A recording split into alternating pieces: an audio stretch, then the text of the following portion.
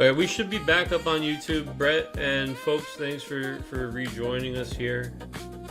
Sorry about the weirdness. But hopefully that sorted that. I don't know what was going on there.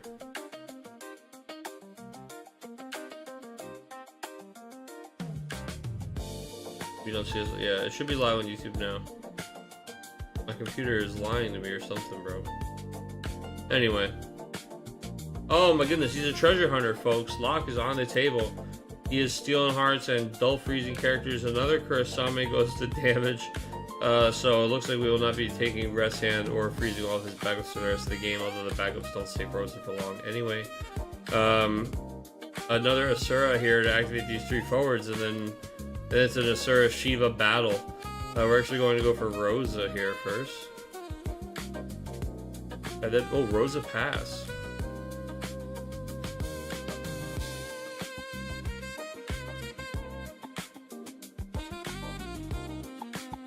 Rosa pass is interesting.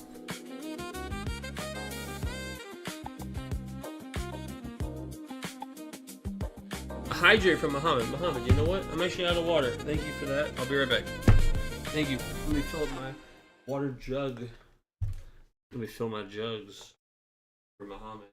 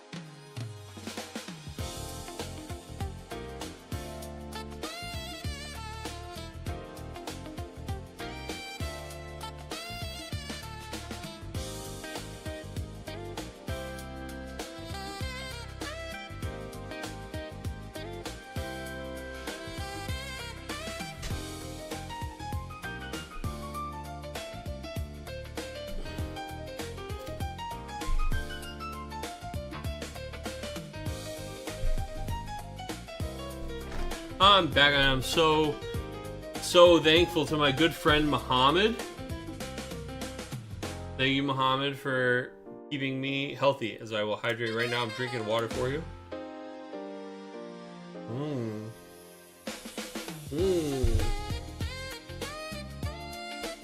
Delicioso.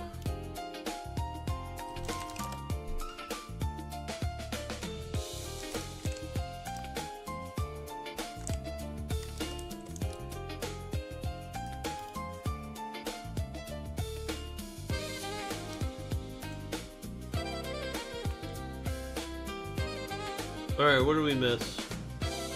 A Shinryu has come down. We've got Shinryu, we've got Terra. Is there an Une hiding somewhere in this deck that just never got to see the light of day? That's unfortunate. Shinryu looks like he is getting threatened by Alexander. Goodness gracious.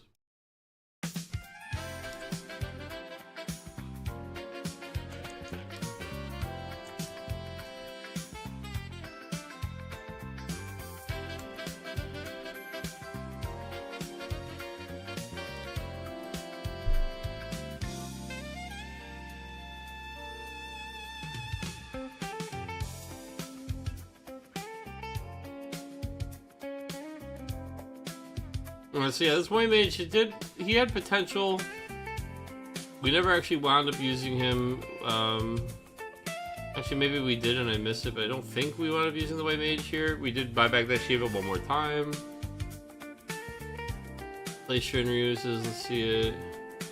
And Fina hits the table to cancel the Shinryu, of course. Says, yup.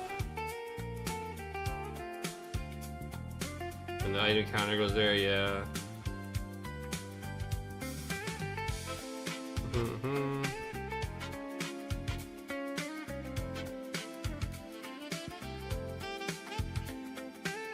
In prep, we're Mateusing the Zidane. Goodness gracious, okay.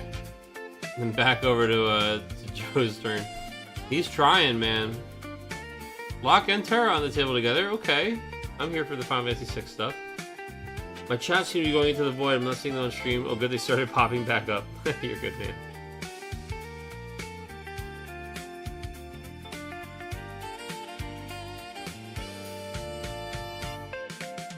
It's all sorted.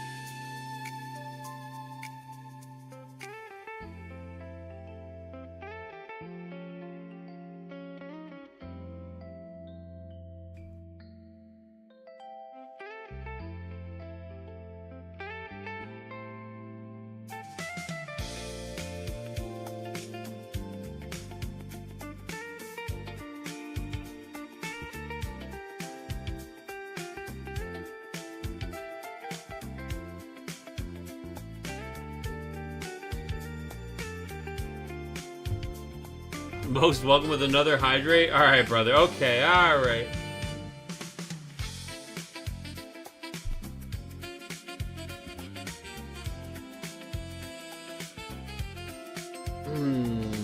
When are we getting the next episode of the RV Returners podcast? It is recorded, it is getting edited, and it shall be delivered to you shortly. It was supposed to be recorded last Thursday, but we wound up being delayed on the recording of it, and I have not had the time to get the edit out. I'll probably get to do that tomorrow after work. So either tomorrow or Friday after work, I'll be able to sit down and just, I mean, it doesn't take very long. We'll get it out for you folks. There's an RVA podcast? Yeah, believe it or not, that's where we started, and it wasn't even me, man. But yeah, there are something like 100 and something episodes. These days they're few and far between. Top viewers is streamboo.com. Oh, I'm so fucking lucky, dude. Look at how they even get around the, they're even getting around my oh so clever link block. How about that, dude? Let me see if I can send this guy to the Shadow Realm real quick. Why can't I mod action him from chat? I got this. Hold on. But yeah, there sure is a podcast.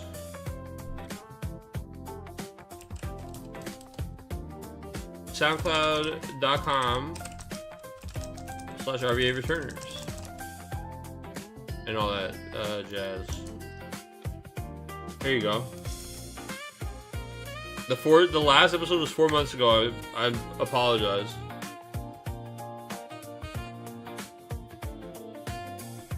There's 133 episodes. Thank you. There you go.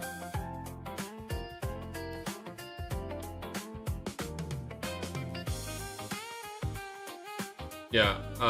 The stream. Sorry for the double post there, folks. It goes to both spots. The stream is all me. So the stream we do very regularly. The podcast is collaborative, less regular these days now that the other members of the team are less regular about playing the game. But let me tell you, There's an awful lot of hours of us talking shop about Final Fantasy TCG, and maybe equally as many hours of us talking about bullshit and fucking around. But I think you will enjoy a listen if you enjoy listening to people discuss FFTCG.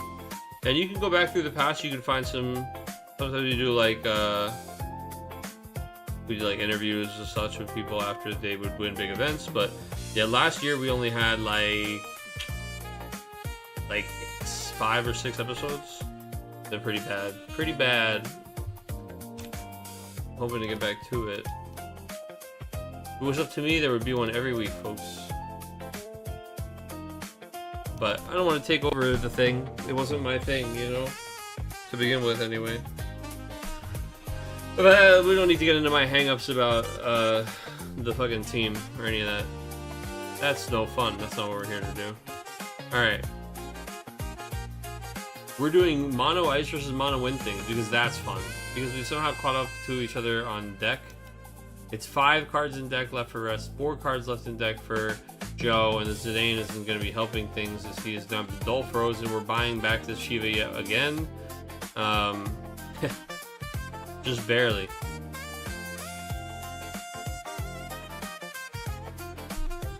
A removal of these 3 cards, or any 3 cards here from the White Mage could actually be huge for that Shiva not being able to get bought back the next time it's cast without like some hoops that we'd have to jump through.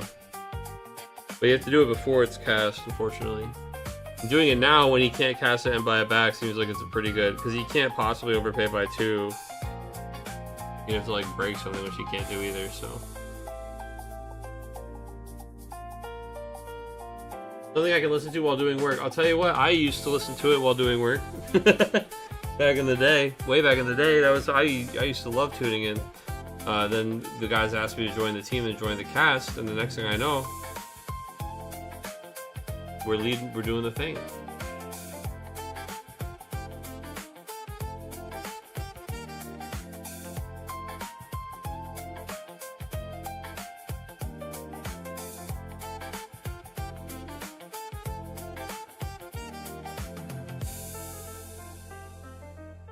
Man, this is wild. We're freezing here.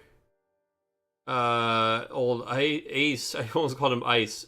Ice versus Ace. Ace versus Ice. Fuck Ice. We're gonna Chocobo the Zidane. Now we're gonna be able to replay Zidane and take the card out of deck. That's huge. Can we kill the Zidane? Can we stop this Chocobo? Oh my god, he has Zalera. No! A second Chocobo! A second Chocobo on the Zidane. Do we have a Mateus to kill it? No, or we wouldn't have done the Zalera play. Oh man, and they say no, GG. Chocobo on the Zidane. Zidane will get replayed. It will remove a card from the top of the deck, and then when we go to draw, we will deck out. What a crazy game here from these two players. Insane. If Wind had discarded the summon for lock, Wind would have won next turn anyway, right? Because Ice would draw. That's true, too. Yeah. It's not you May either. Yeah.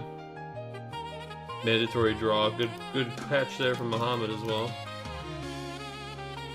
Folks, we're just going to go ahead and throw this up on the screen. We don't do too many ads for her, but Julia is incredible over at the Phoenix Cave. The Phoenix Cave was very kind and made us this everlasting code when we had our 300th episode. So if you like Final Fantasy swag, you want some stickers, you want some cool shit, especially with Final Fantasy 6 characters on it. She's got a couple other things over there as well. Check out Julia's store, the Phoenix Cave. Don't forget to use Congrats10 for 10% off your next order. She doesn't even sponsor us. We just like her that much that I'm willing to plug her shit. So check her out. I love buying her stuff. I use her notebooks and I use her stickers all the time. Alright. We're pairing the next round.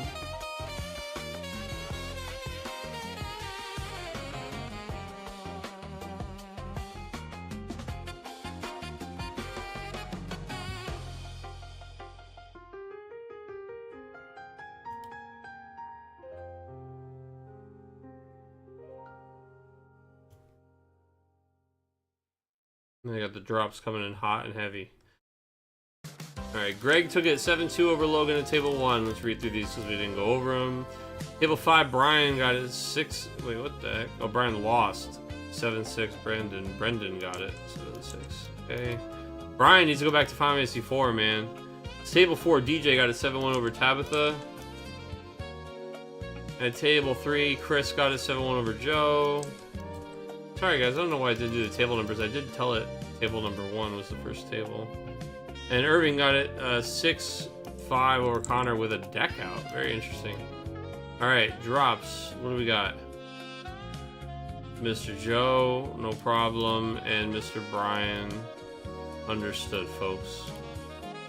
Alright, rankings. Brian's like, I did play Final Fantasy 4 and my boys have been punishing me. And we'll put Joe on ice as well. Okay. Moving to round 3. What do we have left as far as undefeated? We still have Greg, Chris, and Irving, so could be anyone's final here. Logan actually taking the L with the mono laning. Who did he lose to again last round? Greg! Greg got him, dude. Alright, well, we'll see what Greg is up to this round. We'll watch Greg versus Brendan. And I'll keep the other game on in the background because it might be our final. Irving versus Chris. Both of these are going to be great games. Let's get the pairings up for the players.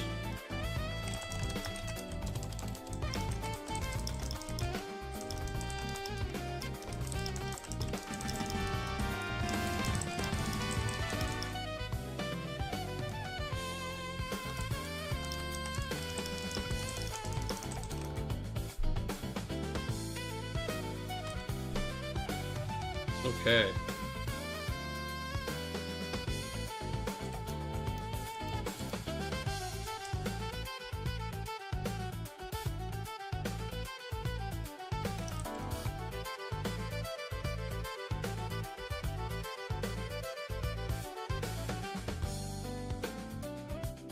Trying to make a wind joke and you got blurred out? What, you got blurred out? What do you mean?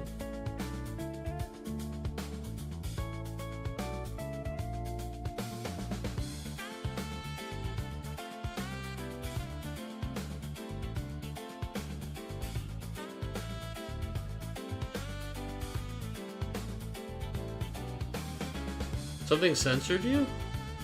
On Twitch?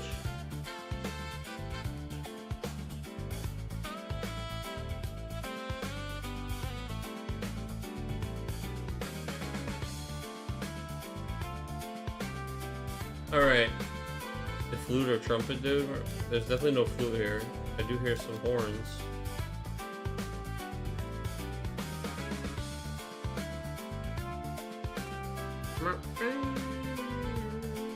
Alright, table 2, we want to see Brendan and Greg, because we haven't seen either of them this round, and if Greg wins that one, he does move to tiebreaker, but we do have also potentially our finals is Irving versus Chris at table 1, because if Greg loses his match, then that's all she wrote. So we will also, I'm going to have that one. I said at least he didn't blow me away, and it blocked out blow me. I didn't even see what you typed.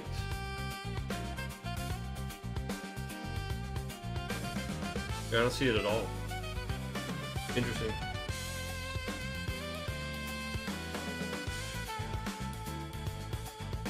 Did you say blow me? Like... Oh, and the sub notification. Sorry, my bad. I missed it. Thank you for the sub, by the way, King. Oh, you know what? It shows up in my feed. In the mini feed, it says it the right way. Alright, table 1 and table 2. I want to pop both of these bitches open. I want to crack the casket on this one and see what we got cooking in there. Alright, table 1.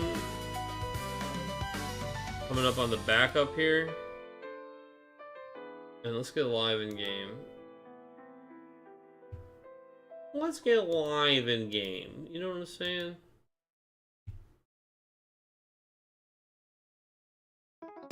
Is this the right screen? Yes, okay. Alright, player 1, property, boom. Boom. This is gonna be Greg. And on the other side of the table is Brendan, who did not get a single buy today. Alright. These guys are ready to rock and roll. On the other side, I do have the picture-in-picture. Nothing but mono ice today, really? Is there a bunch of... Oh, shit! Final Fantasy VIII. Brendan is on FF8, we did kind of know that. And then mono ice here from Greg again. Yeah, another mono ice gamer. Oh, no. This has got water in it. Is this, this has got something going on. I mean, it does look like it's got a lot of ice in it, but it can't only be ice, as I see a water card.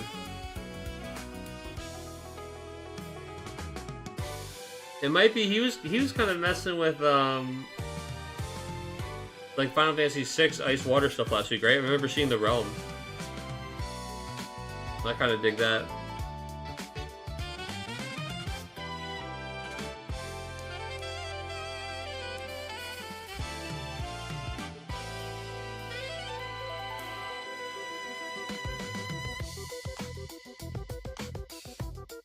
You know I'm here for FF6 stuff, man. Always. Always.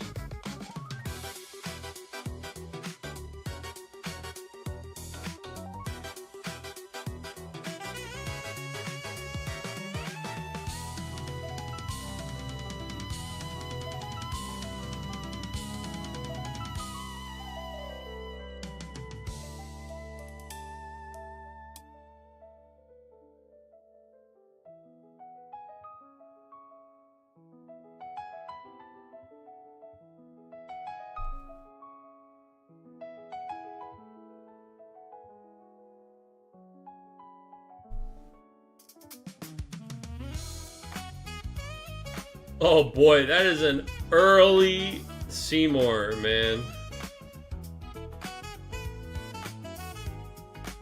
We attack with the Squall. So we play Seymour. We pay. Discards and then Dull Freeze. Okay.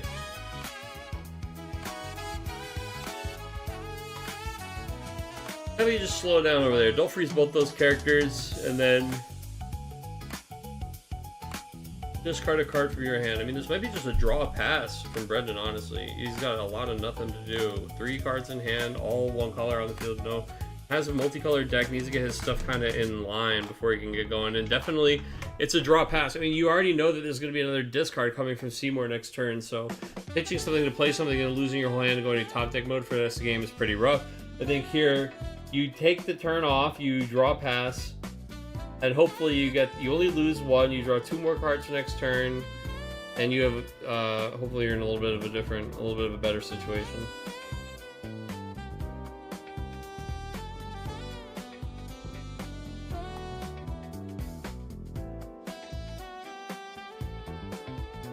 End up with, +1 extra card in your hand there. Meanwhile, back at the ranch, table 1, Rest versus Irving. Rest is up to 4, backups in Mono Wind. Everett is down. But Irving has got the early Lucio. He knows Mono Wind, if they don't do something about that early with the Alexander while he's still setting up, Lucio might just stick around. Lucio did stick around long enough that we were able to make 2 crystals. 4 crystals. Able to play the Bartz. Bartz comes in, and he plays... Did we add 2 cards in hand on Bartz, or did we play this backup off of him? Yeah, we make the 3 crystals. 4 crystals, because we used one with Robel Akbel. Yeah, we use the ability of Bartz. We play the Dragoon, and we add Yum to hand, who is the Wind Crystal Warrior. This is some free CP, baby.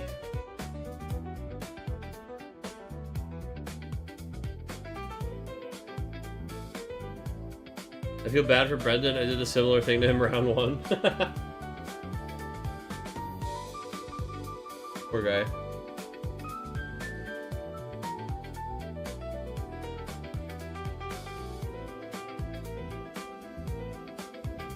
No, I think your last round, Joe, I think it was a hard game, man. I mean, Russ is a hell of an opponent. It also sure looked like some things were not... you were drawing things in a little bit of a wonky order to be able to take full advantage. And then it was just this really drawn out, protracted game. I mean, it's a really good game. But those ones are a headache to play. I know, I get it. Ooh, I don't know. Skibby the babba the ribby dabba do we now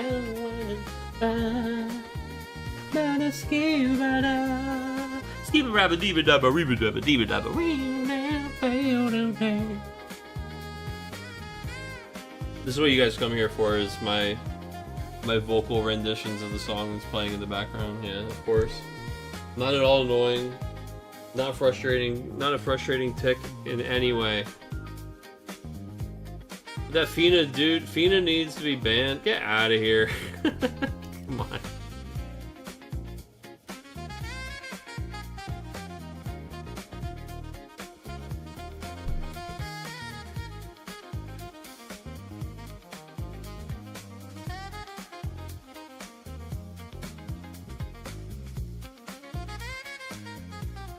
It's the only reason you're here, to hear my little. Alright, brother. Well, you're in. I guess you're in for a treat.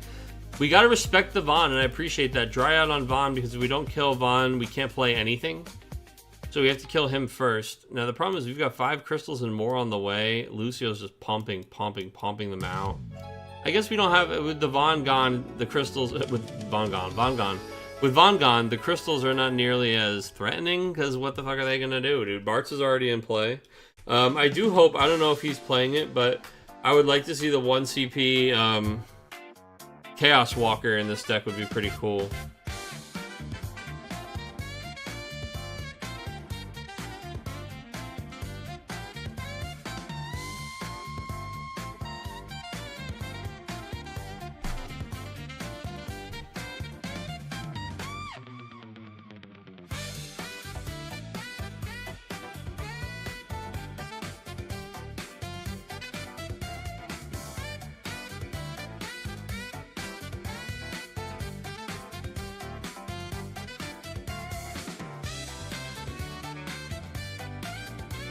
Alright, what are we doing over here? Looking back at the ice game, dude. The ice game, this kind of is this is a little rough. All right, Greg might get this one. We're going to go. We're going to switch tables, I think.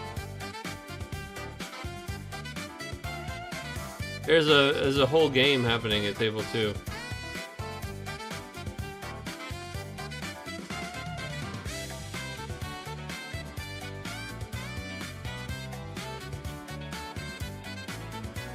Well, Greg will get a chance to, I think, play in the finals here. I mean, no offense to Brendan, but that was looking really tough for him, man. This Seymour just sticking early.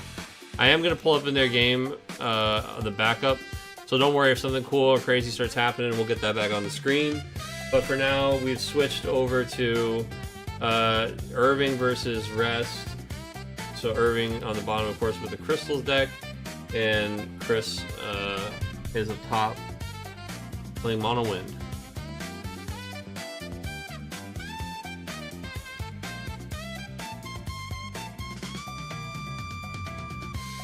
Yeah, I mean, my poor man.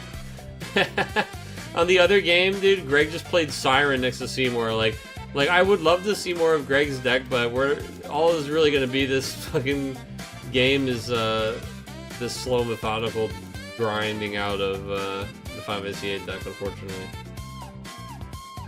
I don't know, dude. Maybe 8 can sculpt the hand. Maybe we can get there on a big Adea, like, Cypher turn where somehow Greg hasn't been holding one of the, like, 5 summons he plays in his deck that can completely undo that situation for 1 CP.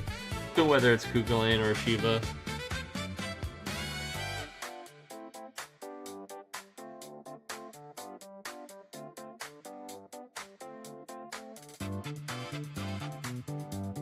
Rest is apologizing to his opponent, saying he's playing a little bit quicker because his last game took too long.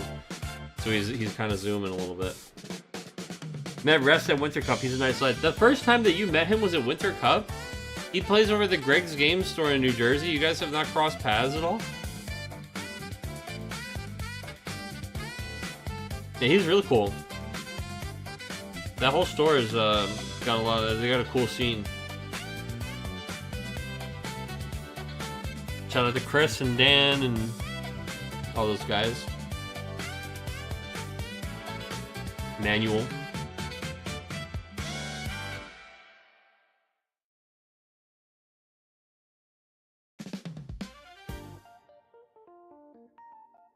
I know Pat was reaching out to me, dude. Pat also wanted. They've got that event coming up soon, man. I would love to be able to make it up, but it's just there's no way.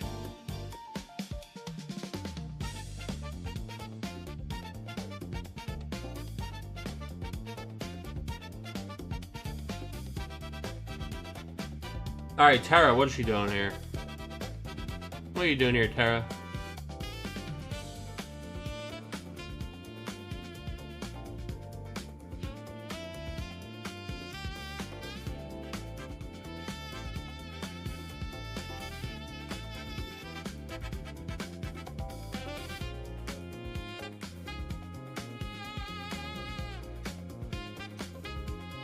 Yeah, it's getting really brutal on the other side of the table, man. All right, yeah, the poor ice game. All right, going back over here, looks like we are. Did we get fiended on the Barts? Probably what happened here. We played Barts. Oh no, did we let it? We let it happen. We did the Barts. Used Bart's ability. We got Kusith and Edge, so we played the Edge. Kusith goes to hand. Using the Edge ability, we are choosing Chocobo Dry to remove them from the discard pile.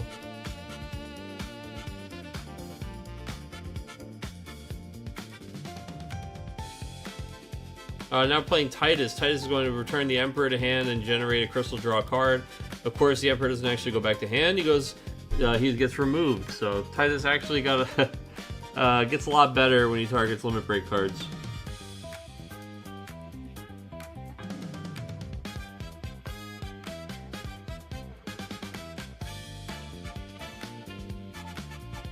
Only met Snugsy at the Winter Cup. Hey man, I met other people at the Winter Cup, but yeah, it was cool to see so many people in Pennsylvania, man. At that Pittsburgh store, that was a huge turnout. There were so many faces I hadn't seen before, also, so I love that for the Winter Cup, man. I always enjoy them being a real celebration of the local communities, which is why I wish there were more of them, because every local community deserves to have one of those cool touchpoint events for them and theirs. And I'm not saying we should be the only ones that have it. I'm not saying anybody should be the only ones that have it. If anything, there should be the opportunity for many stores to have them, because they're really fun community building events. So because they have that like fun community lean to them instead of the hyper competitive lean. I mean, I love hyper competitive. I love hyper competitive season. But there's something to be said for everybody kind of being just in a gray mood. The vibes were perfect. As they usually are for Winter Cup, so.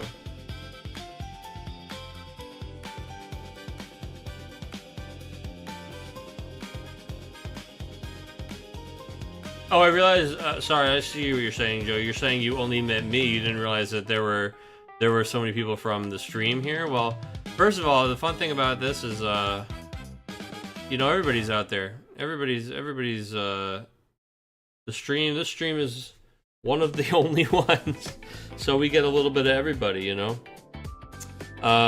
But yeah, we had old Gabe here. Not to dox everybody, Gabe is a huge force in the Pennsylvania, New Jersey scene.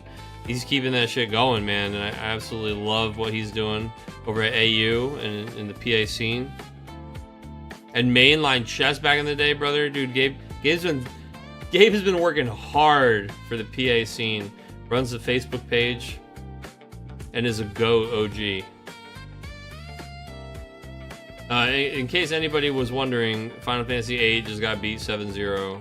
I don't think you were wondering. I think you knew that already, but...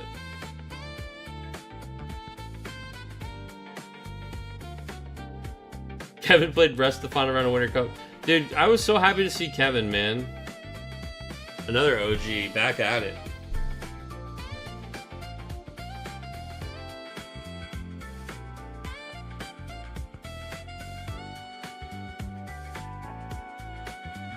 That's what I was just talking about.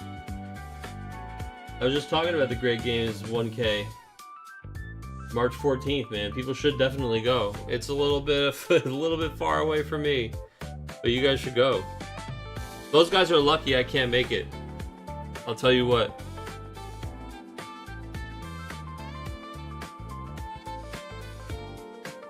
That's up in New Jersey. In Hamilton, New Jersey.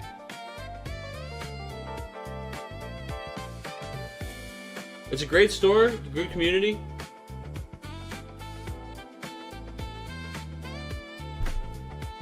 But I'm not driving all the way up to New Jersey for the fucking third time in, you know, as many months.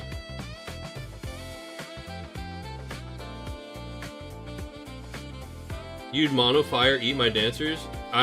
Dude, mono fire is normally a very good matchup for me. I'll take that. What are you talking about?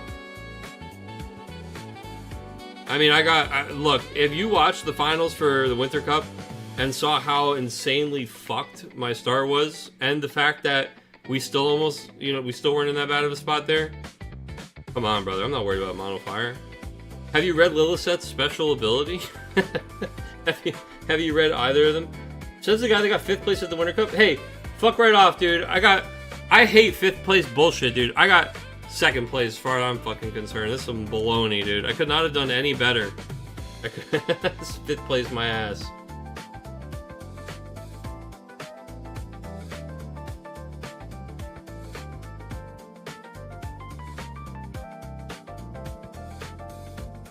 Brother, I know who it is.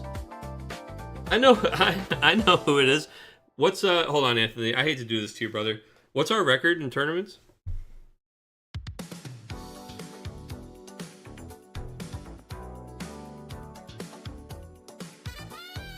All right, I'll see myself out. I hate to do this. You hate to do it to him. You hate to do it to him, brother. You hate to just fucking whip it out on him. Muhammad's laughing over there, Muhammad. Same question. Don't make me take out the guns and just start shooting, dude. You hurt me. Look, come on, brother. I love you, man. You know it. You know it. I get it, dude. That's why he's like, I gotta get him with the mono fire, dude. I will say,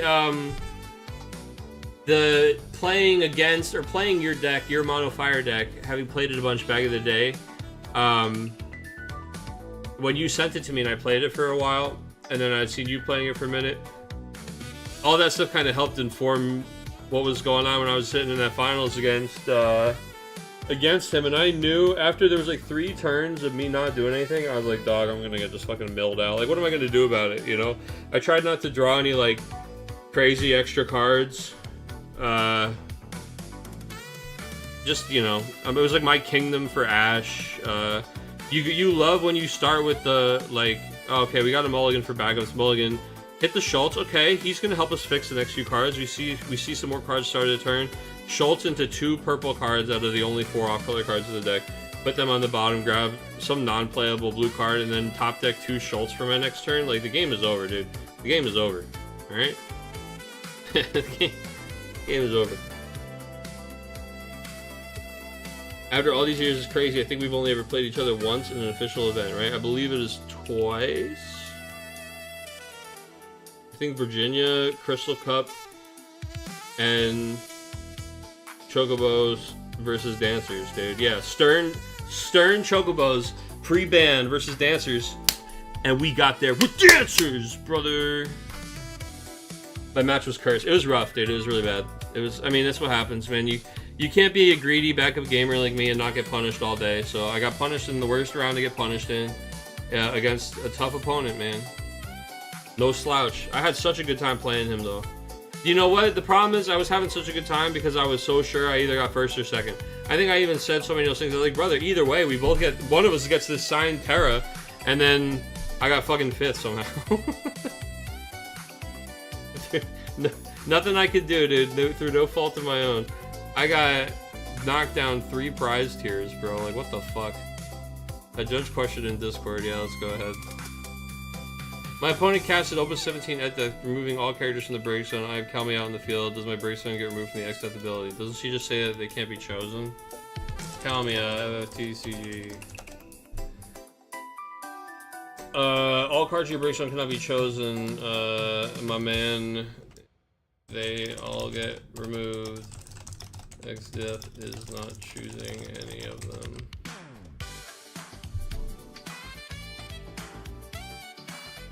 Yeah, I think Virginia Crystal Cup 2019, brother. I played the maybe this will remind you. It was Earth, Water, Princes. Prince/Knights, dude. Earth, Water.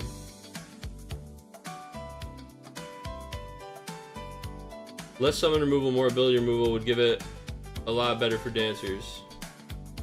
Well, in general, yeah. Oh, sorry, I'm reading backwards. The version he's running, I'm probably even better. So, what's funny is he didn't have, Ifrit, which actually makes his matchup better against me, because Ifrit is really bad against dancers. Ifrit is, like, insanely bad against dancers. So, the fact that he wasn't playing Ifrit was actually good for him. Yeah, I just needed to do, like, fucking anything for the first few turns, and I was getting a little more scared that he was gonna do like the Mons for the Terra, and I was gonna get stuck in that that loop I'm used to getting stuck in with the other modifier deck. But the thing is, between the one little set's ability to block damage and the other one manipulating power, it can actually get a little fucky. You like manipulate power to a Miwa thing. Like, it's not so cooked. The summons that just straight up kill my guys are way worse than summons that deal damage. So that's why mono lightning lightning water, like Odin, is just like the bane of my existence. That's the worst matchup for sure.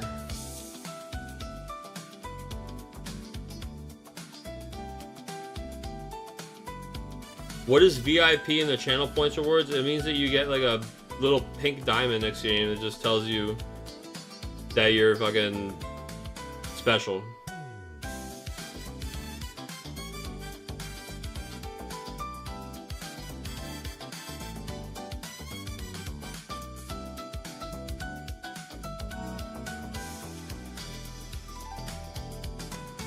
I'm sorry, I'm catching up in chat a bit, guys.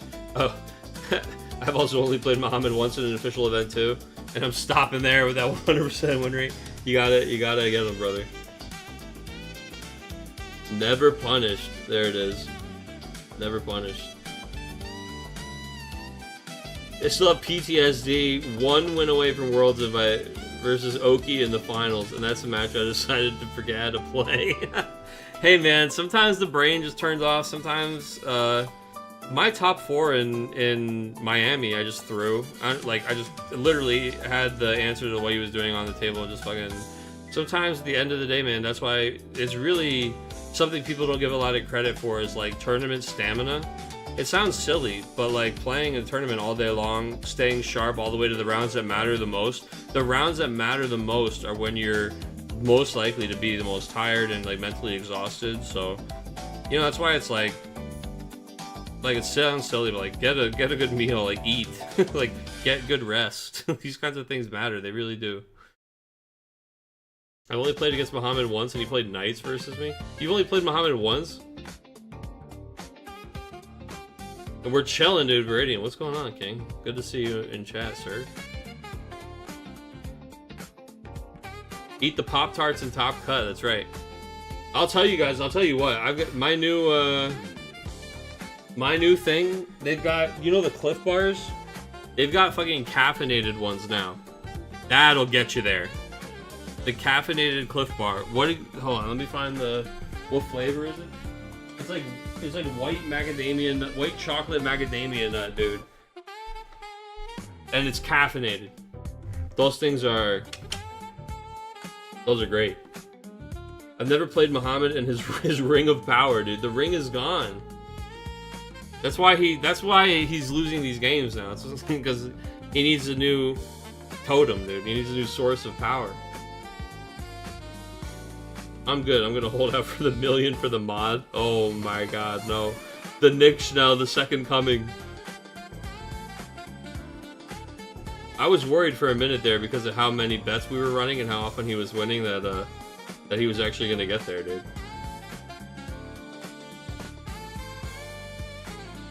Alright, anyway, let's pay attention to the game that's happening here. Irving is doing his thing.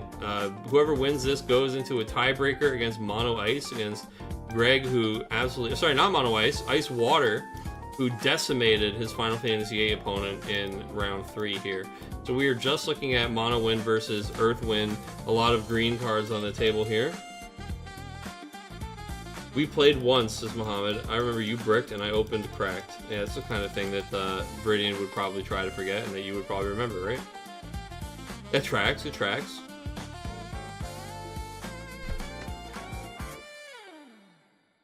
Alright, so we've got Classic Edge just trying to push in for damage here. He is, it's his response. He says, I missed the edge. He's gonna miss Dragon the edge before it comes into play. Oh, very cool. It's funny because he has the White Mage too, but you know, why do the White Mage? We can tap this, pitch one card, cast the Mist Dragon from outside the game, so we effectively don't lose that card from our hand. And then we just replace it because we draw the card. So it's even better than using the White Mage backup to cast our opponent's 3CP Mist Dragon. Pretty good. Ice Water, dude, yeah, it's like mostly mono ice, but I saw some fucking dark blue cards in there. I saw my favorite color. I saw Kukulane, I saw Siren.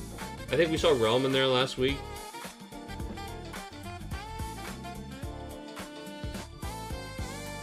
Yeah, I'm here for it. I'm here for it.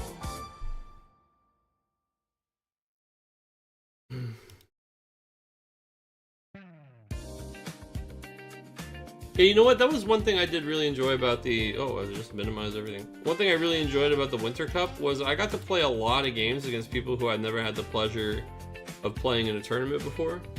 And that's always my favorite, dude. I mean, of course, it's fun to run back those good games against your favorite, like... You know, you've got your buddies, you got your rivals, you got the good players you always have good games playing against. But it's so fun, like, I wish I could play at least one game of Final Fantasy against all of you, right? I would like to play one game of Final Fantasy TCG against everybody. It's just so fun to play Final Fantasy TCG with people. Let's play Final Fantasy TCG together.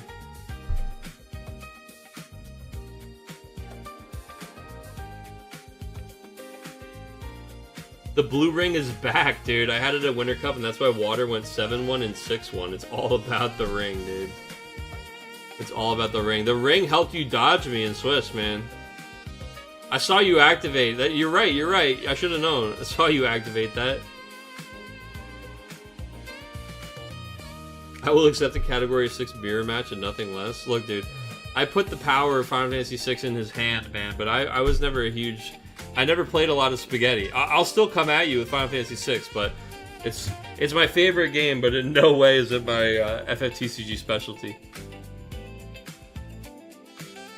But I will happily play Final Fantasy 6 characters.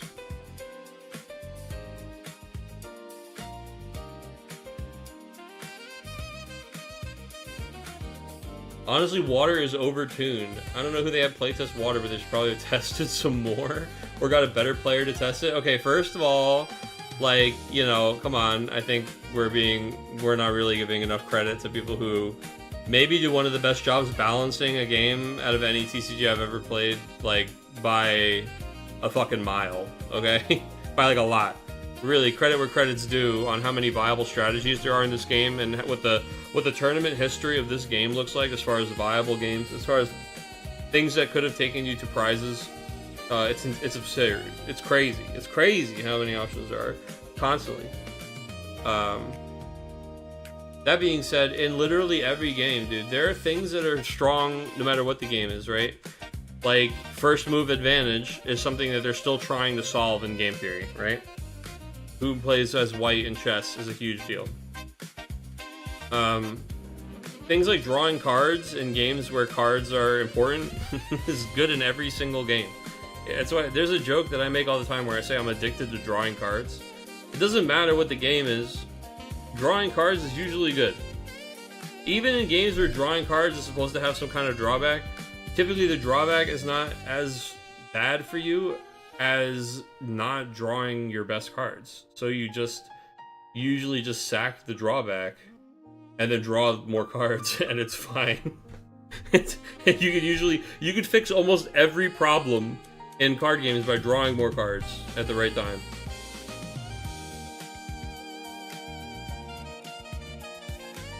I think last year not a single North American qualified for Worlds on Mono Water. Dude, they got bored of Mono Water and they just like didn't play it. For people were saying it wasn't good, they didn't like it.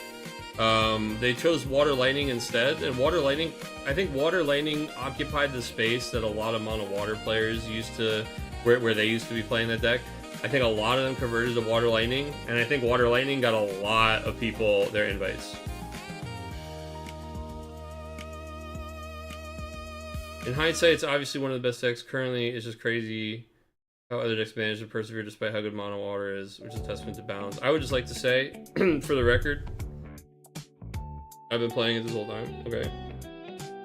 Also, pretty sure one of the first recorded Sahagin Chief gamers, long before everyone was a believer. It's okay. We knew they would see the light, dude. Mono water is just the thing is, again, it's a deck that's all about filtering cards and drawing cards. So as long as there's good cards to draw, it's gonna be good. 6 CP Ash is a hell of a card. Both Lenas are crazy cards. Leviathan's a good card. 3 CP Cancel Levy. 1 CP Kukulane is an insane card. You gotta look at these cards, man. They're just really good in a really boring way, right? Like, get rid of that guy's abilities, but like replace itself as like a little pseudo cantrip type thing. Like, is it super exciting? No. Is it always good? Pretty much. So it's like those types of things. You stack enough of those things up together in a color that draws cards, and usually there has to be something that directly counters things Mono Water's trying to do that would make it bad, and it's just not really how this game operates. Now, see, the other thing is discard should be the same thing, right? In almost every game, discard is good for the exact same reason. It's the opposite side of the coin. For the exact same reason drawing cards is always good, discarding cards is always strong. However, in Final Fantasy TCG, they do an awful lot of stuff to prevent you from degenerate discard strategies, including letting you draw 2 cards a turn, including letting your opponent never get a priority advantage over you in like an end phase or something like that. So and I mean, we've seen Ice get so strong that Ice has had to have the first banned cards. Like, Ice has had more cards banned out than Water has had. Rest in peace, Sildra. But I think it's harder to balance discard than it is drawing cards. Anyway, it looks like this match wrapped up, and we're getting on a tangent about Mono Water. And we're going to go ahead and switch tables here to our tiebreaker round, which it looks like the boys have already gotten started. So, of course, I'll say Hazius and our man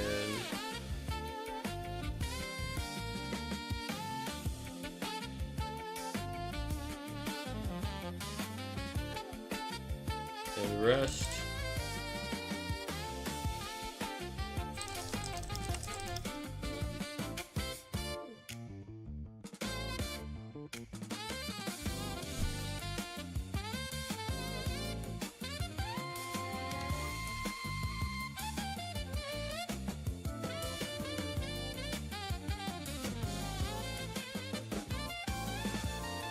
Alright, catch up with chat, sorry.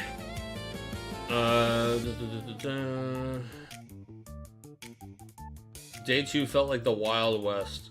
Day 2, game 1, I played 9 backups and ended the game with 3 on the board. That's a lot going on. I think last year not a single North American. Yeah, we talked about that.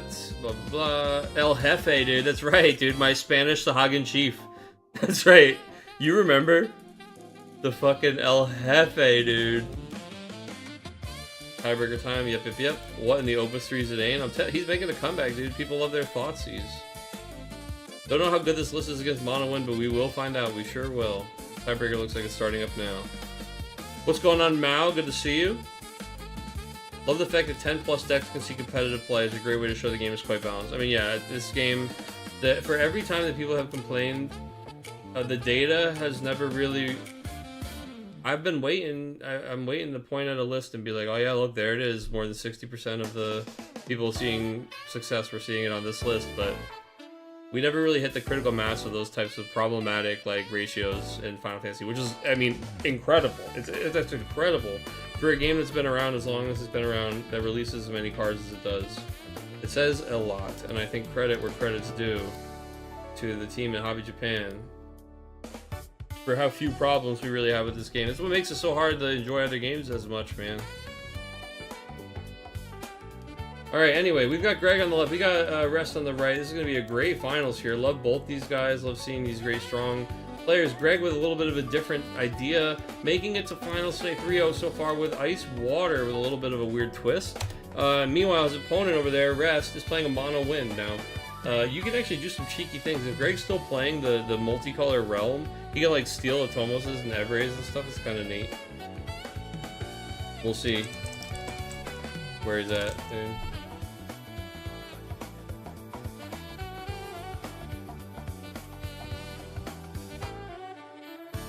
Alright, names are on the screen, games on the screen. We're starting with a... Oh shit, it's Water Ice Une. Slamming a turn 1 Une and saying, I double dog dare you to do a single goddamn thing about this. And Ice is not playing the 4CB Alexander that breaks these backups anymore, man. I mean, it's been many years since that's happened. Give me the rage, react, rest. Don't act like I didn't say there would be a tiebreaker if 2 people were undefeated.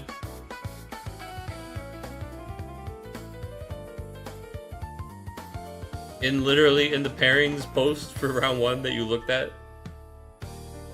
Nash is about to fucking eat. Yeah, I mean, he sure might. Yeah, that's right. Nash can blow up the backup. I forgot about that.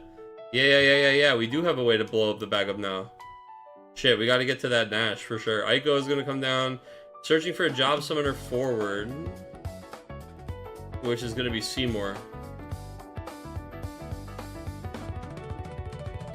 Very few, sorry, I'm seeing Jin. That's a great point, Jin. Yes, very few ways to discard cards on your opponent's turn. Again, I think that this game, they do make a lot of really deliberate design choices that feel like they are to protect the player from what are really popular angles of degenerate strategies in other games. For example, end phase interactions. For example, discarding your opponent's cards on their turn. Yeah. These nerds at Hobby Japan really do be making solid design. Yeah, one of my jokes I've been saying for years is if they weren't so good at designing this game, it would be easier to care less about it. Nash is about to eat every side. I played Yu-Gi-Oh! In multiple tier 0 formats, or like the duopoly formats. I can appreciate the fact I can play against so many decks. Yeah, I mean, I say this a lot, but when I learned how to play competitive trading card games, it was in the 2008 competitive Pokemon season. And anybody who played Pokemon back then knows that in 2008 there was a single deck. The field was something like 70% this one deck, 30% other stuff, and it was just Gardevoir. Oh, and there he goes, Nash killed Une, dude. But it was Guardy Gallade, okay? Gardevoir Gallade was the best deck because it was the best deck at setting up, it was the best deck at stopping your opponent from setting up, and guess what Gardevoir was weak to? Gardevoir is weak to fucking Gardevoir. So the best counter for the deck was the deck. The deck was weak to itself. So every single level of event that year, locals, battle roads, cities, state championships, regional championships, national championships, world championships, every single level of event that year, more than a 60% win rate, I think 70%-ish win rate was Gardevoir Gallade. The deck for the entire year. So yeah, and let me tell you, my friends got top 4 and top 8 at Worlds that year because they had spent a bunch of time and they developed a deck that countered Guardy Gallade. It took them a long time to find it, but they did, and they saw that success. They got top 8 and top 4 at Worlds, losing to other Guardy Gallade counter decks. And some really good players. I mean, Guardy Gallade is still an incredible deck, still really consistent. But, I mean, I learned, basically they were like, hey, this is the deck, this is the best deck, it's oppressively good, but we still think there's a way we can beat it. And so I think that learning in that kind of like gulag, but with people who had that really positive mindset and mentality, and then did find success through that, I think really gave me some great sea legs when it comes to my resilience and resistance to like feeling like things need to be banned, or feeling like I want to jump to bans and restrictions as a solution before I want to like exhaust creative deck building as a solution. And I think I've kind of proven time and again for myself anyway, that creative deck building can be rewarded in this game. Whether you want to point to my qualification for Nats on Mono Water Knights, my qualification for Nats on Wind Water Ultros, or my qualification for Nats on Mono Water Dancers. You know, I'm always trying to just prove that there's more than people are willing to entertain, because I think that this game is so well designed for it. Anyway, Nash came on the field and completely obliterated the completely obliterated the fucking backup. So let's talk about that a little bit. This is a tech that people started playing in their mono win decks recently, and let me tell you, unfortunately, Unai did not expect to run into this guy. Here he is, Nash. When he enters the field, you choose a backup, costs 5 or more, and if you cast 3 or more cards this turn, you just kind of break it. And then you can pay 4 to put him in the break zone to choose another backup and break it. We literally just showed up, and we just deleted, we just walked into the room, blew up the fucking Unai, and then sacked ourselves to blow up the second Ico and just said, like, good game, go ahead. Now, we played a Sid Randall, and then we're basically waiting for our opponent to draw a Dryad, but this is, unfortunately, we're going to have to... poor Greg is going to have his murder streamed live on TV here. Teledad format, dude, yeah, you either played Teledad or you did not top cut, yeah. Unimeta was my best showing of all time just by playing uni counters. Yeah, man, I'll tell you what. Do you know what happens when there's like a deck that's that dominant? And you can, in a way that you can almost never do it, you can predict with a very high level of certainty that you will be playing against that matchup that frequently. So frequently, in fact, that building a counter, as long as it's a successful counter that you've tested, will pay dividends. You know, it's like timing the market on stocks. Lulu and Modifier were so good. Yeah, broken cards make deck building counters so much fun. Assuming they're not like Turbo Chaos, which I had no fun trying to counter, at least personally. Yeah. I agree. I mean, again, that's, to me, that's like, if it wasn't so good, it wouldn't be fun to try to build a deck that beats it. Like, anybody can build a deck that beats a bad deck. I want to build a deck that beats that fucking good deck, dude. That's where the fun is. As somebody who likes to brew, for me anyway, that's where the fun is.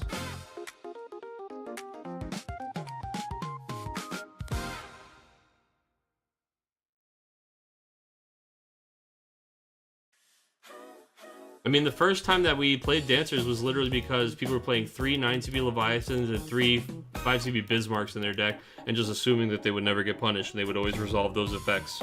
So we took resolving those effects away from them, and then everybody was playing 6 dead bombs in their deck, right?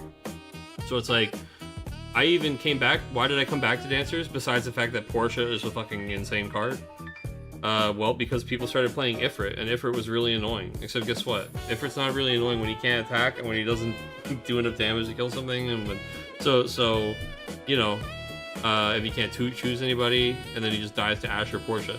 So, honestly, it was just like, oh, well, if everybody's gonna run around playing big, expensive, ability-based bombs again, I'm just gonna play cards that make those ability-based bombs dead cards in their deck.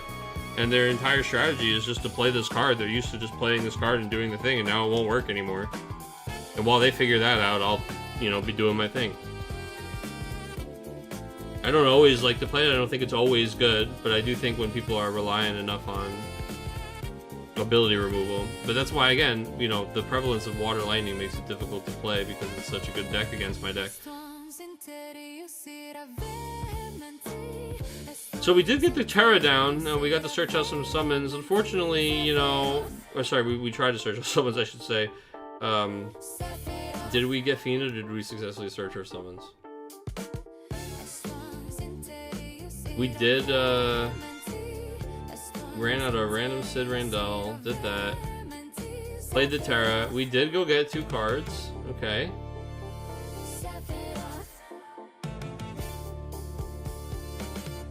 It's Chaos Walker Fodder Trust. Oh, because he played the Fina? That's pretty funny. Actually, I kind of love that. You play the Fina out, you Chaos Walker the Fina, and it's a way to get one to your hand. Chaos Walker is a really cool summon. I was a little dismissive when I first read it, but I've been liking it more and more. Not even in a way that I thought it was bad. I was just kind of like, whatever, it's kind of boring, but it's becoming more and more interesting to me. Dude, I want a 1 CP Chaos Walker, my fucking 6 CP Eldnarsh. You want to talk about fun deck building? You want to talk about bad shit? Let me 1 CP Chaos Walker my Eldnarsh, because then he returns back to my hand and I go get the Eldnarsh for his S ability, right? Now we're gaming, dude. Now we're Paradise Gaming.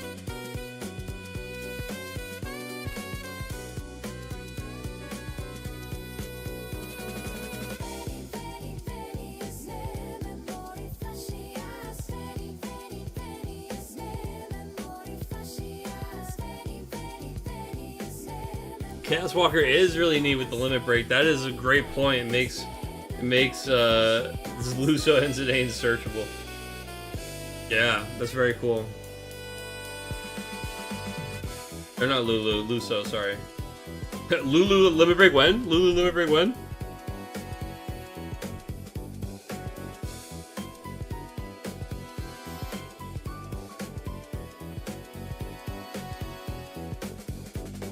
Kind of like the Chaos Walker with Luso, light Luso into the new Earth Luso and like an Earth Wind.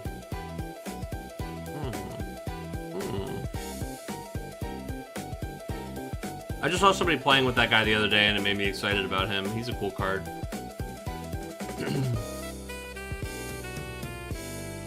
We saw two different people. We saw Andrew playing it in an Earth Wind Retainers build, which was cool. Or maybe that was Kurt.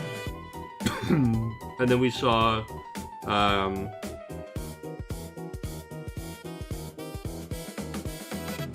what am I playing right now? We saw him in the Bart's deck. That's the name of the guy. I'm like, what the hell's the name of the guy that makes 1 CP have haste? Bart's Boko. We saw him in Tyler's Bart's Boko deck, which was cool. Dude, speaking of Kurt, I hope Kurt's doing okay. It's strange of him to miss an event.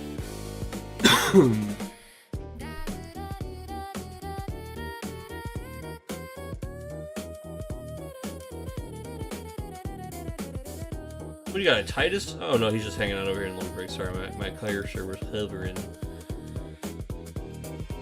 These guys are just commenting on how fucking weird the board is right now. Yeah, it's exactly what we said earlier, right? Okay, he's just waiting, he's just threatening this guy until we see the Dryad. And I think I literally said something earlier where I was like, they're just waiting to draw Dryad now. And yeah, you're not kidding. Welcome to the Dryad waiting room. I mean, it's, in there somewhere. Probably a one of, right? Getting so splashy with our summons these days. Although Dryad's been a one of for a long time. Dryad's just such a crazy card. It's kind of insane that we just play one, but the deck's already doing so much.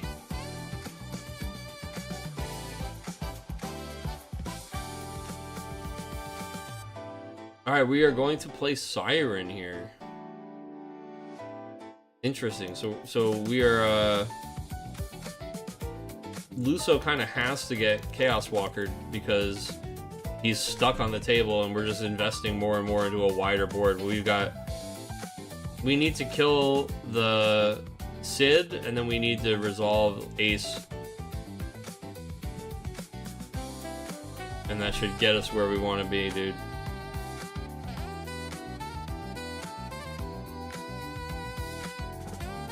We need the Dryad. We need the Dryad. Good night, my brother. It's good to see you. Thanks for stopping by. As always, a pleasure to watch your games. Ooh, Tabitha getting that W at table 4, 7-1 over Connor, dude. Is Tabitha hanging out in chat today? Did we get to see what she was playing tonight? Was it another FF8 game? I think it might have been 8.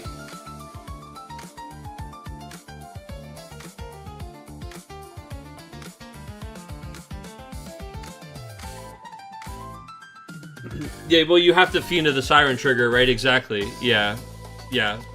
I mean, yeah, there is also that, right? That's why he dropped the Siren on the board. And it's funny because the Sid Randall protects against Siren's weakness, which is the board wide. Normally, a win has 2 different ways to get there. I I mean, we got to give credit to Greg. He really did, like, he's like, I think I have to just try to stick this Sid. Like, let's go back to, you know, we're not zooming in there. As we roll back the turns here, it's like, he plays Une, right? Normal turn here from his buddy. Then, okay, I'm going to play Ico Surge Terra. Then the reality hits him. Nash comes down. Nash comes down and Une gets obliterated, which causes a and then he goes, look at this, turn 6 from Greg. After the Une gets obliterated, he goes into this pivot. He goes for the Sidorandal pass on like an empty board. And that's where Rest decides, okay, fine, I'm just going to kill your Ico, right? And take away the other backup. But that's when you know the Sid is kind of sticking. So now Sid is just here to stay. All these turns later, he's actually protecting this board from getting obliterated by Ace or by Luso. And then Luso is also on the board already, so he's kind of mucking that up a little bit himself. But Chaos Walker can solve that. It's very interesting.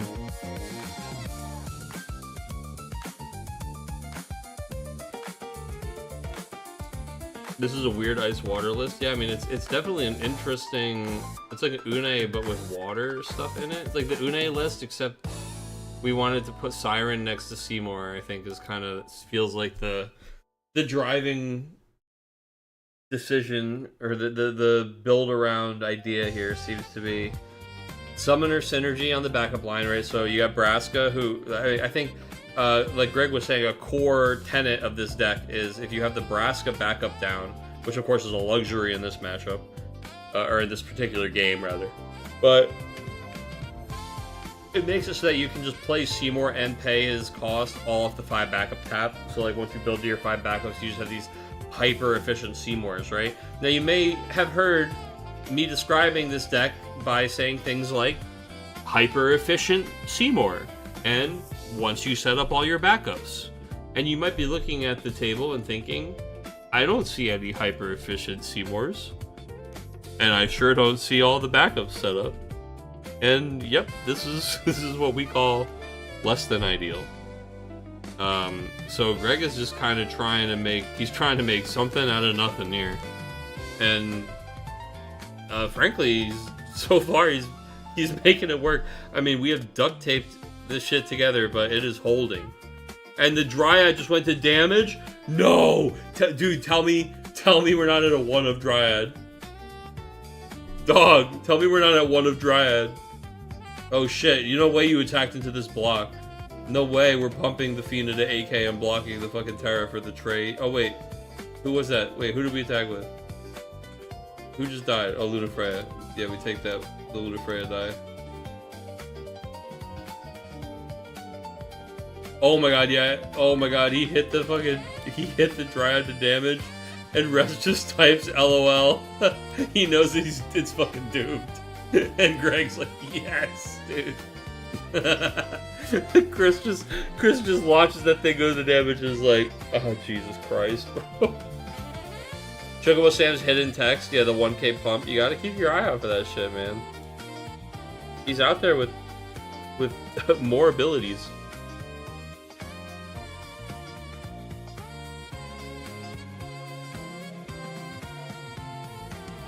There's no way, dude. This is insane. The try it. Oh no, man. How do you when you're doing such a good job playing to your 1 out, methodically playing to your out, and then you watch the thing just flutter away. Bye-bye. Here comes Lulu. Do we have fucking something? She doesn't do anything, but she enters the field. Alright, we're gonna attack with Zidane. He's a 5k. We can cast a summon and reduce the Siren to 5, but we have to try to get through the Siren. Honestly, if you're the water ice gamer, take your first 3 damage, dude. Get your Siren to this damage. I mean, who cares? Who cares? Trigger Kukulane, dude. Zalera.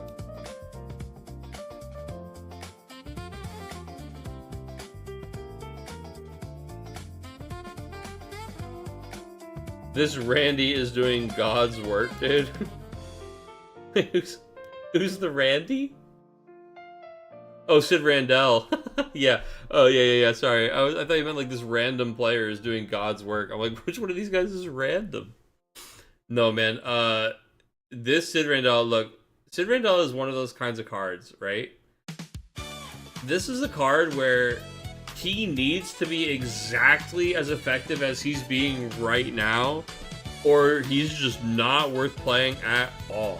And I think it's really difficult to line up a situation where he is exactly this effective, and I have to skip the fucking Cloud song that I keep forgetting.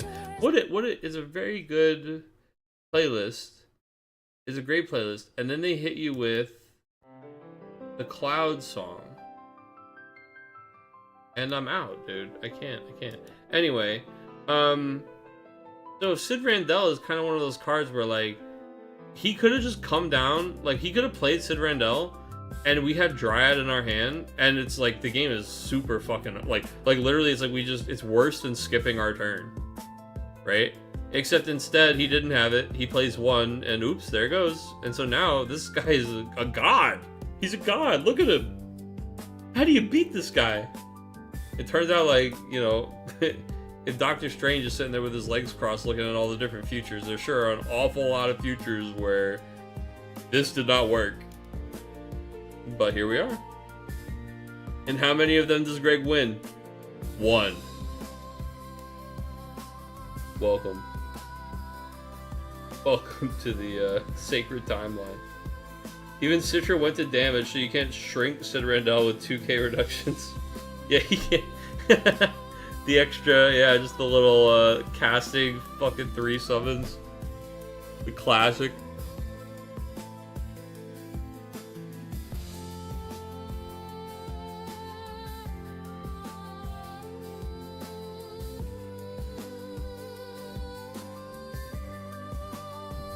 It's really,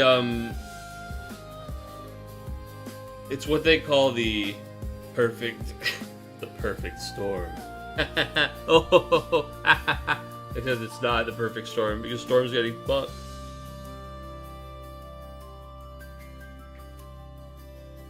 Delicious water, chugging my juggin'.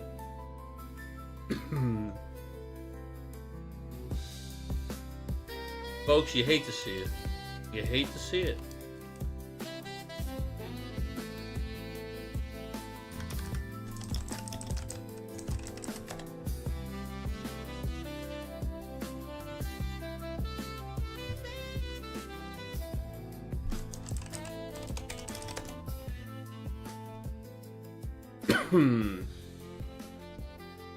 Alright, here comes Seymour, and he's doing his thing, dude.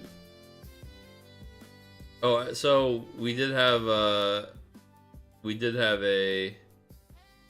I didn't even see that he typed, "Just let me draw Dryad," and then Greg said, "Praying Siren saves me from it, LMAO," and then he takes 1 damage, and it was a Dryad. I didn't see it was that comical, bro. That's so funny. That's so good. We played Back Attack 7 just now? Hell yeah, dude. Did Back Attack 7 just cancel Seymour?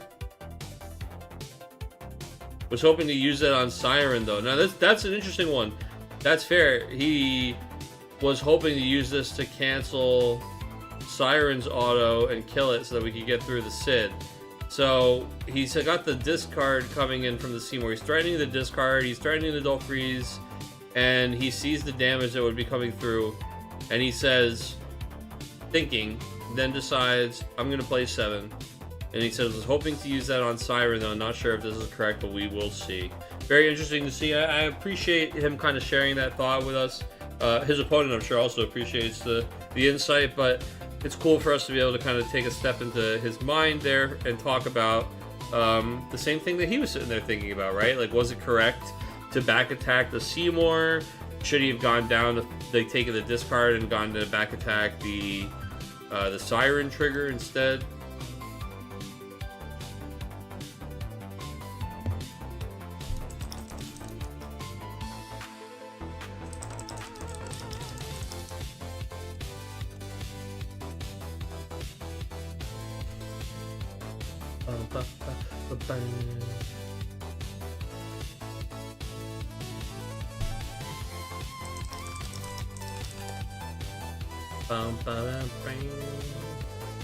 Alright.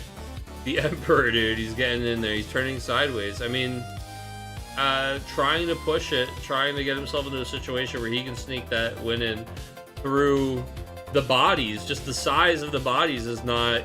Sid Randell is too small. Now, Siren, of course, has the damage reduction. Seymour is quite a large lad. Playing just more bods, the bod squad. Very important here. Sid Randell is just...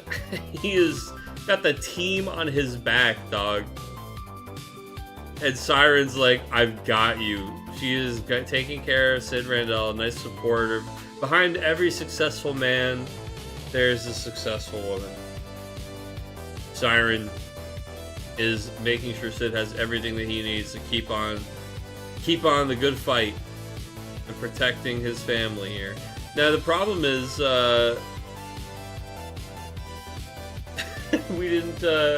we never really were able to build up, right? We're still playing by the skin of our teeth on Greg's side of the table, and well, because Rest was actually able to build the 5 backups and establish these forwards, and Greg's kind of had to do things slow and steady. It does mean that we are looking at a situation where Greg... Oh, we're gonna do some weird block stuff here. I'll talk about this in a second. But we're looking at a situation where Greg actually might get like attacked out, right? So like right now, we have to do this interaction, this trade, because we literally can't afford to have this like 5k attacking. These 5ks attacking that we're gonna be able to pump by 1 and use a summon to shrink a guy. So we're actually gonna come out on top. So we're trying to do this. We're gonna Kuka lane the wait, what's that? Oh, sorry, it's on...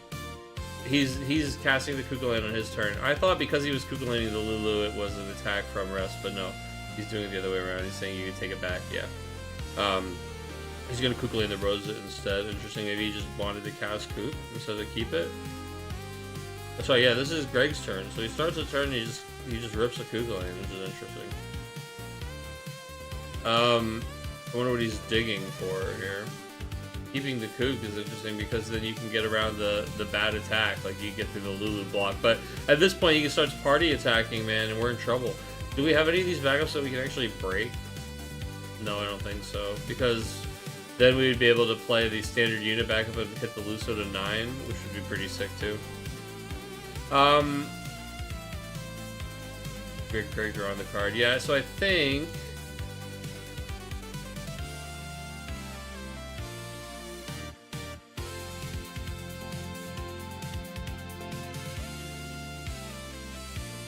I think we might be in trouble for Greg, man. Not being able to establish more forwards, the fact that these guys have been able to get through. Fina is such a pain, he says. Because we've got this Fina. So Fina actually on the table, let's talk about her. Fina can't be chosen by her opponent summons her abilities. So she's got some of that dancer vibe. So she's just sitting here as a 3 CP 7k who can't be moved out of the way as a blocker. And we've got, she can get pumped by Sid, right? So we're really looking at a card that can just full check the Sid and the Siren attacks, which means we only have 2 attacks to get through, and we can't do that because then we die on the crackback. So kind of preventing Greg from going all in, and Greg realizes he's running out of real estate here, man. He doesn't have much time left. He's got 3 cards, which means he basically gets to do 1 more play. I don't know what he could do that would be... Like, maybe pitch Luna Freya. Luna Freya triggers an EX, and then he also gets that card to hand so that he can maybe do, like... He maybe can do 1 more thing the next turn. And he develops that extra body, but... It's really tricky, man, because... Just forwards. Just the number of forwards that Rest has. 1, 2, 3, 4, 5, 6 attackers on the table. And the Lulu ability, the Chocobo Sam ability, There's a lot of stuff that can make the combat weird, that can interact in a way that's positive for rest. So we got to see what Chris is gonna do next turn to push through. But I think Greg is he must play defensive still. And that's the problem, is how's he gonna win?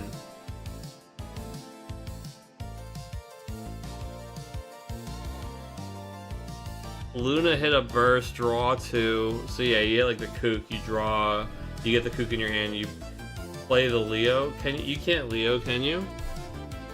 Isn't he like so far down on... We did one Luna. Oh yeah, you can do Luna, Leo. Yeah, you're right. He can. Luna hit a burst, draw 2, Leo. Yeah, then pitch the Leo card. Just swing with the Seymour and hit the Dull 2 and break a Dull. Yeah, I mean, I think you have to. The problem is, we all know that our man is going to cast 1 CP Asura and just activate his dudes. Like, I mean, yeah, you still have to make him do it. You still have to play for that thing. It looks like we are playing the Surges, and then we are going in with the full Seymour attack here. We are pitching Athena from hand to prevent Seymour's auto ability. I mean, there's that as well, right? We can just pitch that to cancel it. We can pitch 1 card. We can cast Asura. There's an awful lot of ways this goes really badly. So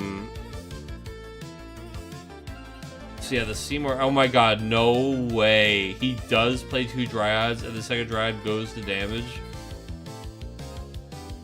I mean, I don't think it matters at this point, but that's really comical. I mean, that's just funny. That's... Oh, the victory song is playing, but nobody has won yet. This could have been really good timing, but it says awkward.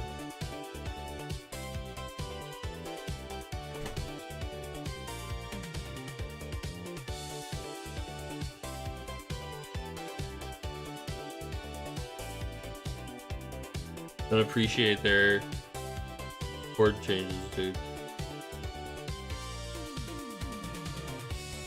Greg saying rip, dude. Yeah, I think it's looking a little bit tough, man.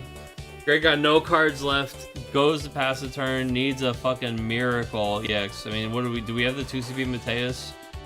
Dulls it forward. 1, 2, 3, 4, 5 attackers. Siren can soak a Dammy. It's not looking good. Who's attacking first? Now, see, we do have a gaggle of 5Ks, so we can attack with the Zidane. We can block with like Terra or Surge or something here. Then he has to try to cast a Lulu thing to make the power weird. Then that potentially triggers Siren. God. All right, here we go. Thinking, do we have the Siren cancel? Do we have like a 3rd Fina? So we've already seen a Fina, and the 7's on the field. Yeah, we have 3rd Fina.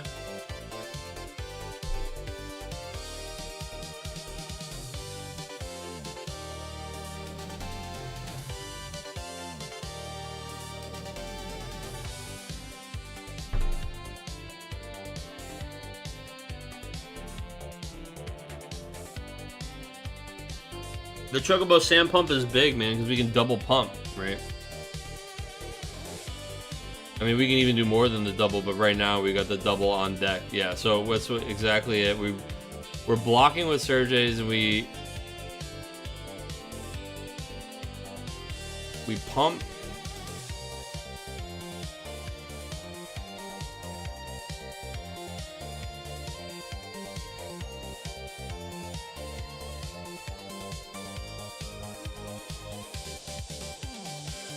So we Chocobo Samar Boy, then we activate him again.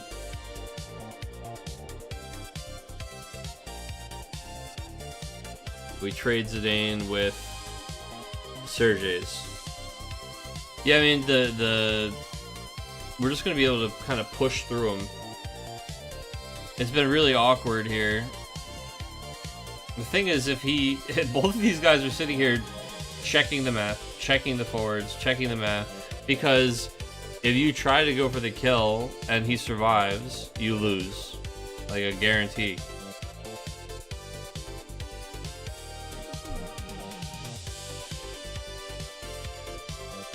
mean, you still have to set it up the best situation you can for yourself and then go for it, right? And minimize that risk. But let's see. Thornton is not. Oh, there it is. I was gonna say if he has this Mateus, there it is. He does. How many of them? I only see one of them in his discard pile, and I don't see any of them over here. I still think this is a really troll card because if you've ever played 5v7, you would know that summoners don't attack.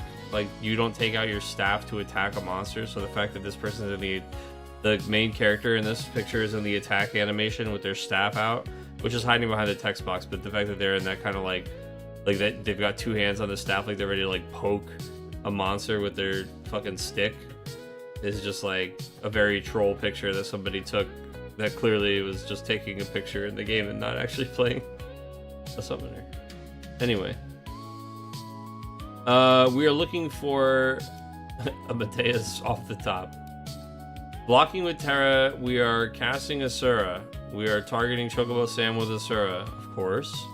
Lulu is trying to shrink Terra to 5k. Then we're going to pump the Lulu by another 1.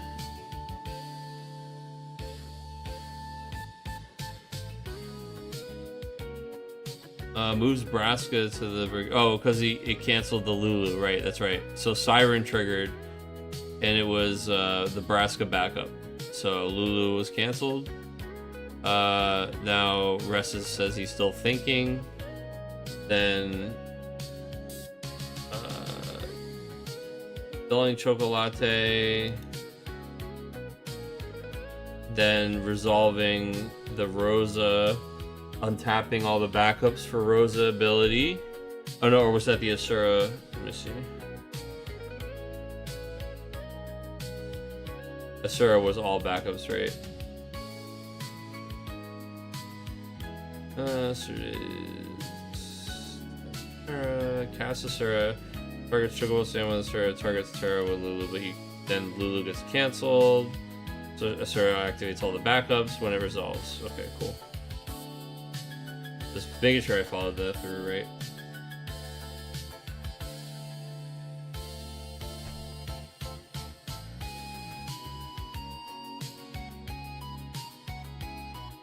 And the rest apologizing for how weird this turn is. No, I think this is kind of... This is what it all comes down to, right? Like, these weird combat interactions. And you know what? Final Fantasy XI used to come down to these kinds of boards and these types of like end games way more often, where there would be these really interesting like weird combat situations. It's like, oh, do I party attack here? Like, do I attack and pump this guy and then like sack the block? Does he have a combat trick? Like mathing out attackers and blockers and that stuff. And I get these days is a lot more of scooting the guy out of the way, remove the guy, you know, play a guy with haste and those kinds of things. And again, the game is really, I think, still really well balanced and really fun in just a different way. But it is kind of interesting. I'm not making a commentary on one being better or worse than the other. I'm just saying it's interesting how this game is kind of reverting back to those basics of combat here. And they really are mattering a lot. Like, these little 5Ks are trying to trade up with 6 to 8Ks, and the 1K pumps being reused multiple times is how the game is being decided. So I think it's just a very interesting, kind of almost like a retro feeling for this endgame state, despite there being many new cards on the table. And it is interesting also because Sid Randall is he is by no way a new card. By no means new at all. And he's saying, how about we return back to the way I remember things? A little bit slower. Is the Ice Water player running Zolera? Yes, we saw it go to damage. And I see another one here in his discard pile. Is he playing 3? I don't know, probably not. Do we know if the Ice Water has Rugage? Rugage, dude.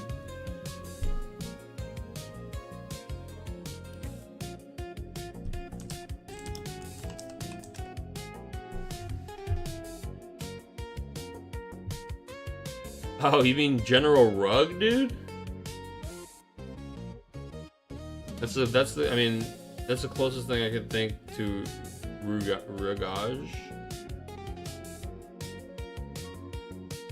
Rugajin. General fucking... Hit him with a gray sword, dude. I don't know if he does. I doubt it, though. General Rug, dude, yeah. Rugajin.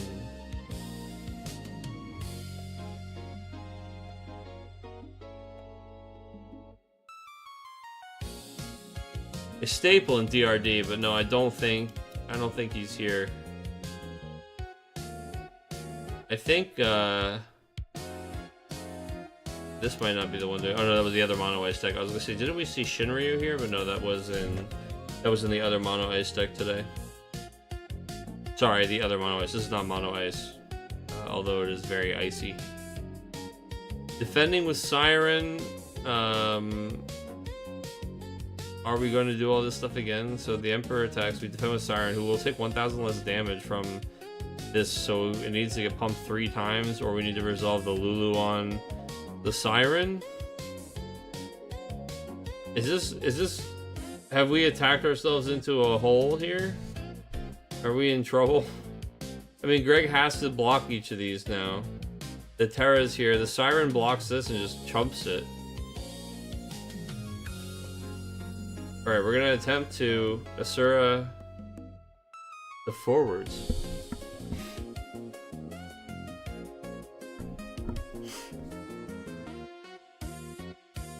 Like, okay, sure. Lulu Leviathan, so he does not have the yeah, it takes 1,000 less damage. We gotta remember that. And even Russ is remembering it, but Greg should be remembering that it takes less damage. Because it's pretty relevant here. It means that he would need the extra chocobo pumps just to even offer the trade, even if we got through the Siren, which we didn't. So Lulu doesn't get through the Siren. Siren safely blocks the forward and reduces the damage. It does have some F5 vibes, dude.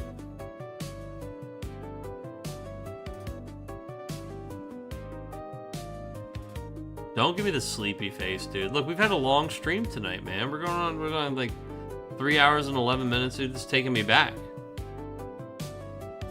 Take me back to the fucking 11:30, to the 11:30, 12 o'clockers. But why not? Oh, little Mount Colts, dude. I kind of love this.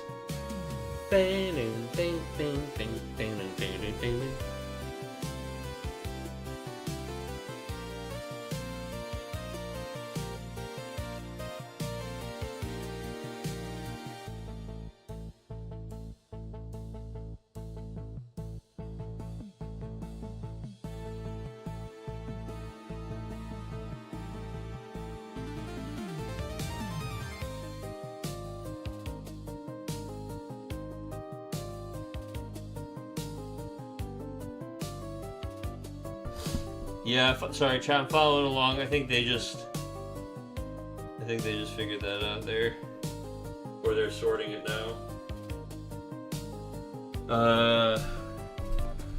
Yeah, hold on.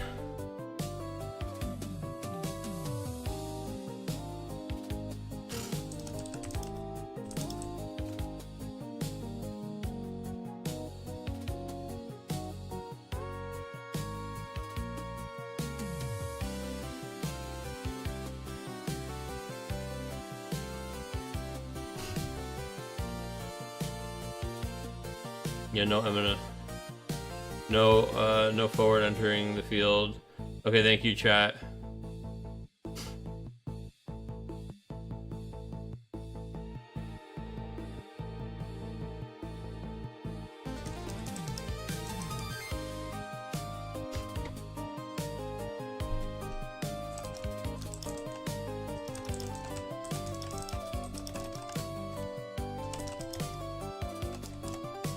Okay, I gave them a double warning, dude.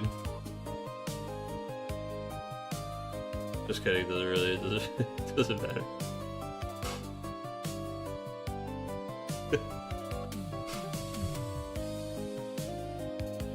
Double warning for the back sass, dude. My coffee is wearing out. No, I hear you. I actually, goddamn, I need to make It's 10:14 p.m., but I want a fucking coffee right now so bad. Like a hot cuppa right now. Ooh, baby. Sign me up. Is this where the sign-up starts?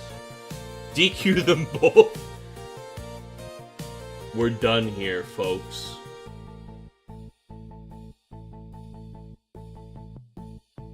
Good catch on all that stuff, chat, on the Zidane reveal and on the draw from Luso also shouldn't happen there. DQ them both and give first to Earthwind Crystals. Dude, my Irving doesn't need any handouts to get first place with Earthwind Crystals. Not only has he won this event with that deck, but he got his qualification for Nats last year by going undefeated with that deck at locals, LQ. The real ones know, dude. Castration. That's a little much. Seymour gonna go with the DF on both of these Dolphries.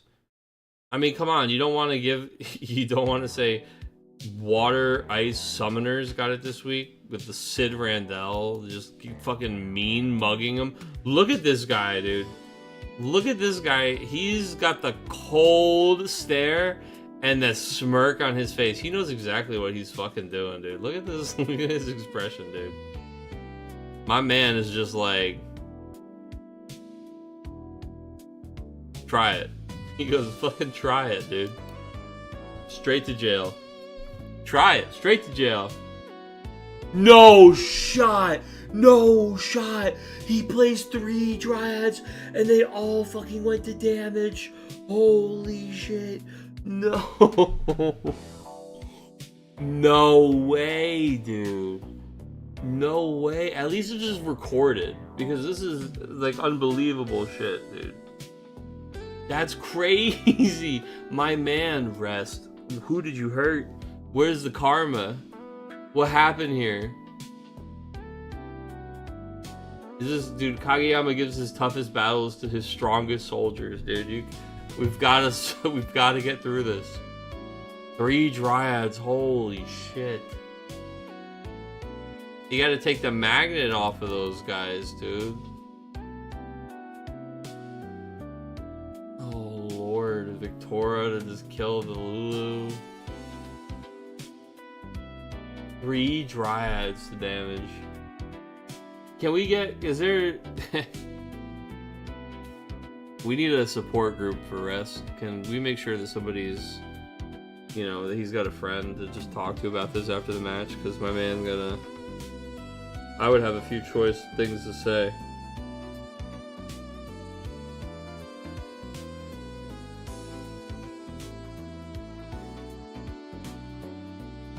This is starting to sound a little Balatro-y.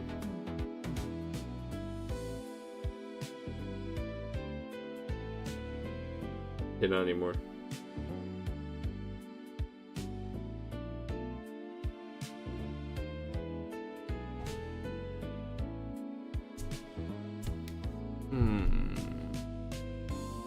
But Tomos is going to at least be, he's going to be a very interesting attacker if this game continues another turn. He is a blocker that's hard to interact with as well. And potentially helps us abuse Sam. Chocobo Sam's hidden text is working wonders this game. Both players is 6 damage.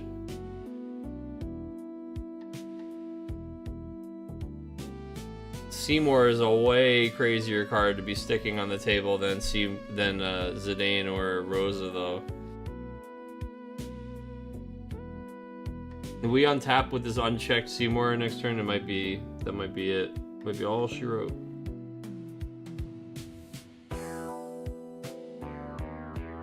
I think that's exactly what Rest is trying to like navigate his way around right now. 3 cards in hand. That could be a lot of action for a win deck. However, not with fucking Sid Randall winking at him from across the way.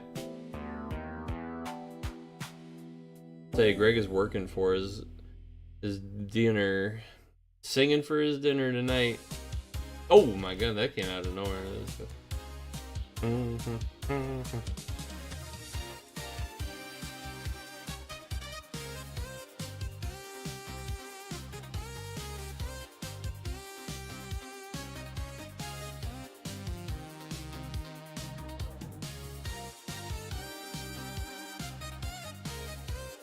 And that's game, dude. That's crazy, man. He's just saying moves Rosa. He has Rosa, Zidane, and Lulu in his hand. That's insane. He says GG. Oh my god, dude. The fucking... The man plays 3 Dryad and loses all 3.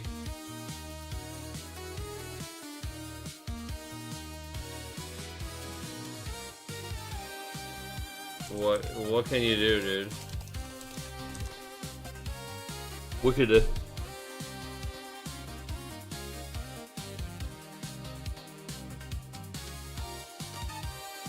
Sid and Siren, dude. Just good game, man. Absolutely crazy. Absolutely crazy. He doesn't hit this Alexander either, man. It happens. Good game. I'll tell you what, look, those games are no fun to be the guy playing through like that, but playing to your outs and playing a tight game and trying to play to those outs and survive to those outs is hard, and I think it makes a good watch. I think that it was a fun game to watch. I think that Chris put on a hell of a show considering how fucked he was getting over here in the damage, and I think that Greg knows exactly how lucky he was with this dude. This face is very much the face I'd be making if I was him today. Congratulations to Greg for taking it with Ice Water, dude, with Sid Randell. I mean, not at all the tenet of the deck, but it's funny because we opened up, remember, we talked about how this deck wants to... The core premise of the deck is taking advantage of efficient Seymours once you set up with 5 backups. And we had hyper inefficient Seymours, and we had... we played 3 backups, lost 2, you know, and 2 of those were the same Ico. So it's rough out on these streets, but we made it work. Congratulations to Greg. Sometimes, you know, big risk. The only way you're gonna get a big reward is taking a big risk. And my man Windmill slammed Sid Randall on the table, crossed his fingers, and said, "Take me there." Congratulations to Greg taking it this week. We will be back next Wednesday with the same old stuff at the same time, 7 o'clock. And I believe next week might be spoiler week for us. So I will let you know if it is or is not. Stay tuned. We've got our spoiler. You're going to want to see it. There was more than one deck tonight. Woo! As I'm dropping my phone on the table. There's more than one deck tonight that would have loved to have this card. And I'm going to be interested to see how people react and where it finds its home. But anyway, that's it for us. We are all done. Congratulations. See you guys next time. Adios. Bye, Brett. Bye, Greg. Bye, everybody. Goodbye, everybody. And we'll see you next week. Peace.